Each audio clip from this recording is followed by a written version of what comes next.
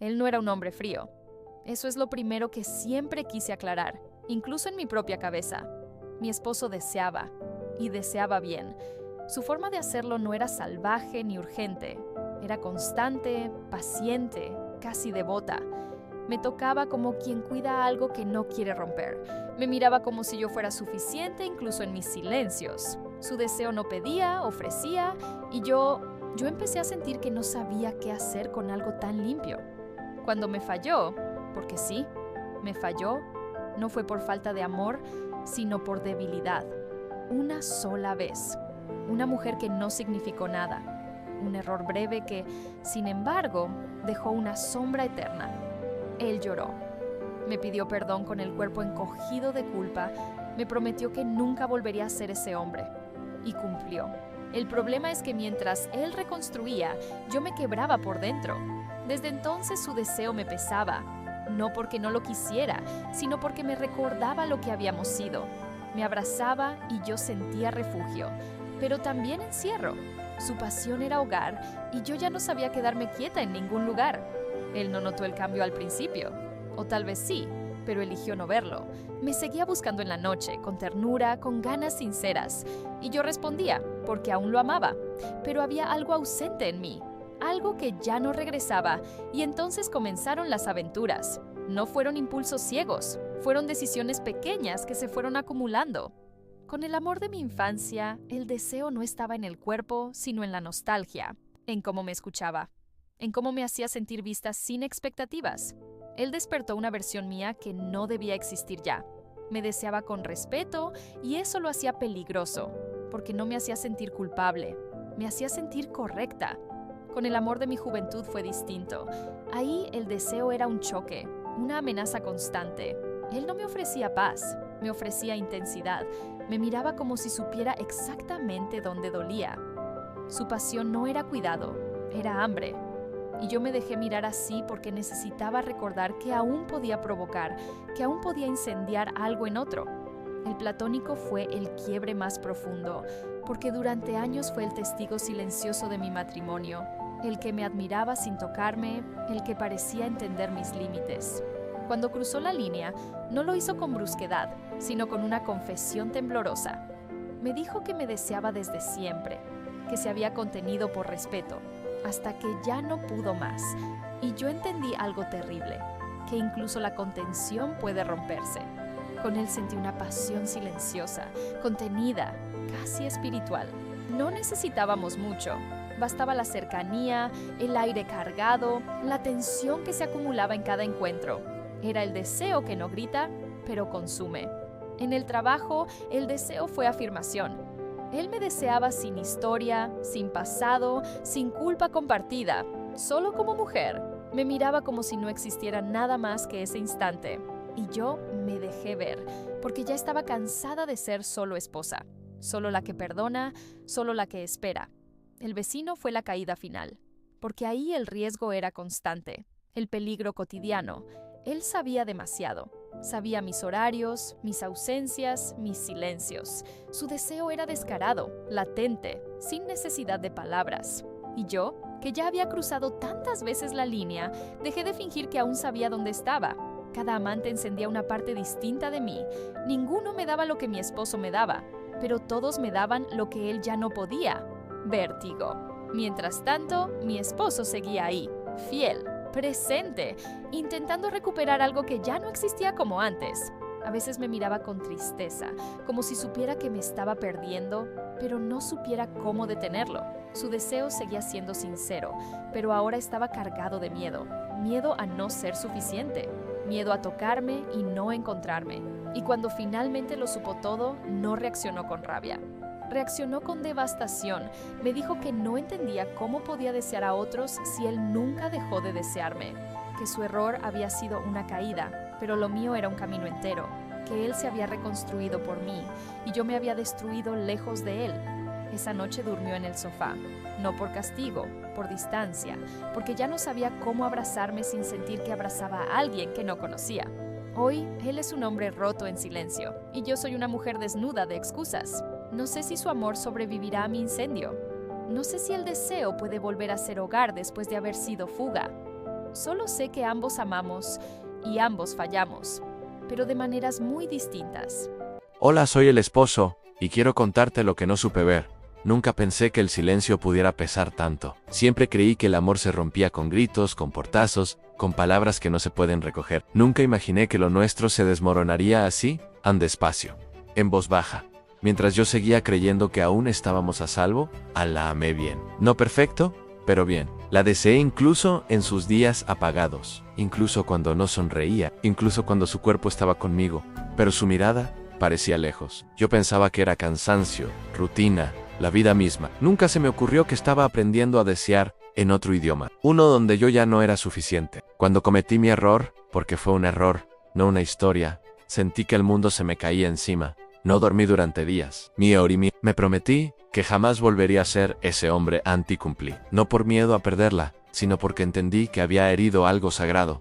Ella me perdonó. Oh, eso cree. Después de eso, la amé con más cuidado, con más presencia. La tocaba como si pudiera romperse. La miraba buscando señales de que aún estaba conmigo. Su cuerpo respondía, pero había algo que ya no llegaba del todo. Algo que se escapaba entre mis manos.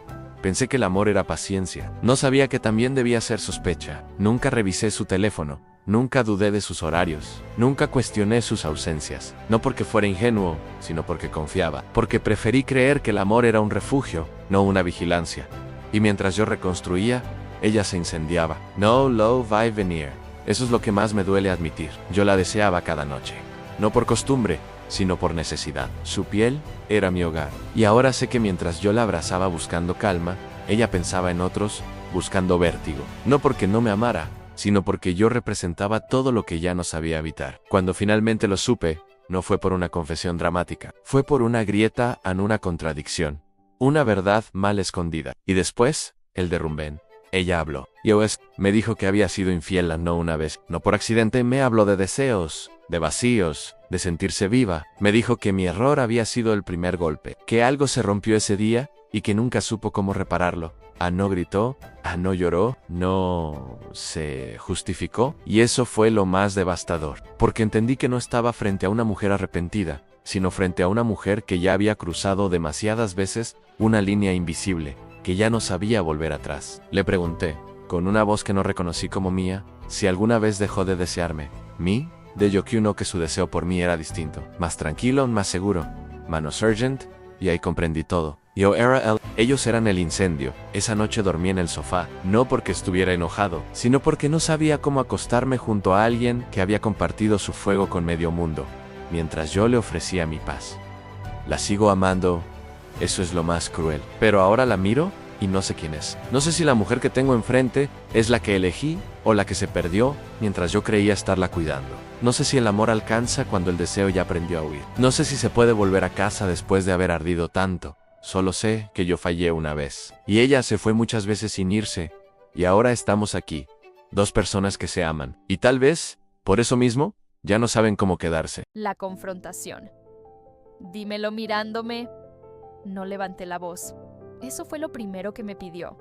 Estábamos sentados frente a frente, como dos desconocidos que aún recordaban demasiado. La mesa entre nosotros parecía un territorio neutral que ninguno se atrevía a cruzar. Yo sentía el corazón golpeándome las costillas. Él, los puños cerrados sobre las rodillas. Ya te lo dije todo, respondí. No hay nada más que confesar. Alzó la mirada. Sus ojos estaban cansados, pero no vacíos. Había rabia, sí, pero sobre todo había dolor, de ese que no sabe gritar. No, dijo. Me dijiste lo que hiciste. No me dijiste por qué conmigo seguías fingiendo. Esa frase me atravesó. No fingía, repliqué.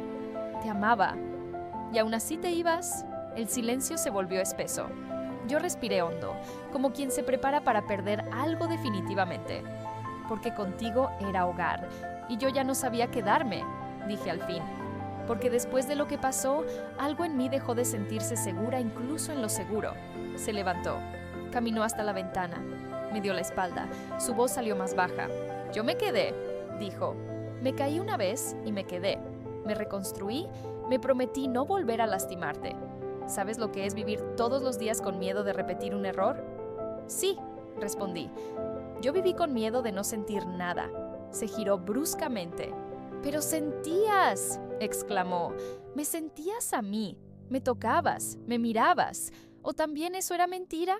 Negué con la cabeza, las lágrimas al borde pero sin caer. No era mentira, era insuficiente para apagar lo que ardía en mí. Y eso es lo que más culpa me da. Se acercó. Quedó a pocos pasos. No me tocó. «¿Ellos te dieron algo que yo no pude?», preguntó. «Dímelo sin cuidarme». Lo miré. Esta vez no bajé la vista. «No», dije. «Me dieron lo que tú ya no representabas. Riesgo, caos, deseos sin historia. Me dieron escape, no amor». Eso pareció romperlo más que cualquier confesión. «Entonces fui demasiado bueno», susurró. «Demasiado hogar». «No», respondí.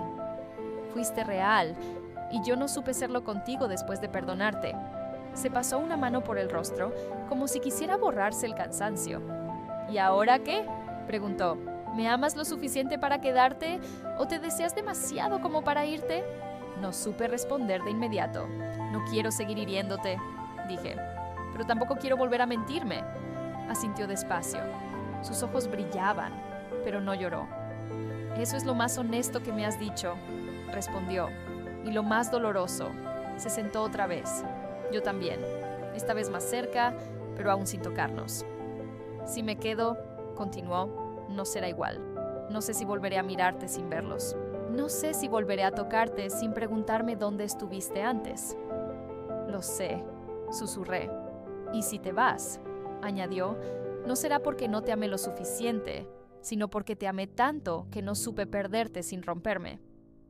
Las lágrimas finalmente cayeron. No hubo abrazos, no hubo promesas, solo dos personas mirándose con la verdad desnuda entre ellas. «No te odio», le dije. «Nunca te odié».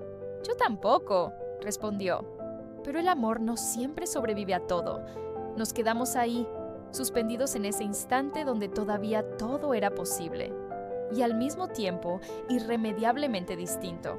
Si quieres seguir escuchando más historias como esta, si sentiste que fue tu reflejo o si te sentiste identificada, por favor, no olvides suscribirte a mi canal, darle like y activar la campanita para no perderte ninguno de nuestros videos.